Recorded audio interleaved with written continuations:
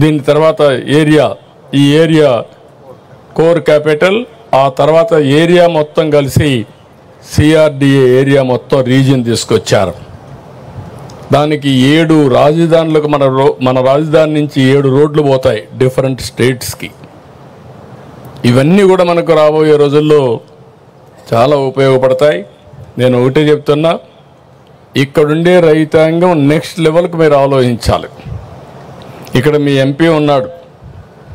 మీ MP ఒకసారి మీ మారిగానే ఒక సాధారణ కుటుంబంలో పుట్టాడు, నా మారిగానే చదువుకున్నాడు, అమెరికాకి వెళ్ళాడు, అక్కడ ఒక ఐటీ కంపెనీ పెట్టాడు, డాక్టర్గా ఉండి బాగా డబ్బులు సంపాదించి మళ్ళీ తిరిగి ఇక్కడికి వచ్చాడు ప్రజాసేవకు.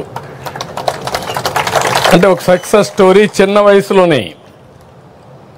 అక్కడి నుంచి ఎంపీగా సునాయాసం గెలిచాడు. కేంద్రంలో డబుల్ ఇంజిన్ సర్కార్ వచ్చింది, మనకు అవకాశం వచ్చింది, ఆయనకు కూడా జాక్ పాట్ వచ్చింది. ఒక మాటలో చెప్పాలని ప్రజాసేవ చేయడానికి ఇంత తొందరలు ఇవి రావు.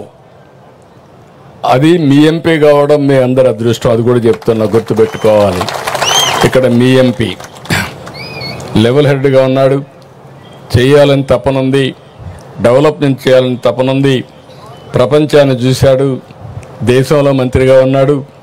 ఆయనకు కూడా చెప్పా, ఎక్కువ సమయం స్పెండ్ చేయండి. ఇక్కడ రైతాంగం ఎవరైతే ఈ ప్రాంతంలో భూమి ఇచ్చారో వీళ్ళని ప్రయోజకులుగా తయారు చేయాలంటే ఏమేమి తయారు చేయాలనో ప్లానింగ్ తయారు చేయమని వారికి కూడా చెప్పా. నేను ఇంకొక మాట కూడా చెప్పాను, ఎక్కడ పోయినా మిమ్మల్ని గురించి ఆలోచిస్తాను. ఒక ఉదాహరణ SRM విట్టుకు చెప్పాను. నేను ఎప్పుడు చెప్పేవాడిని, ఒకప్పుడు హైదరాబాద్లో మీరు చూస్తే ఎక్కువ భూమి పేదవాళ్ళకు ఉండేటివి.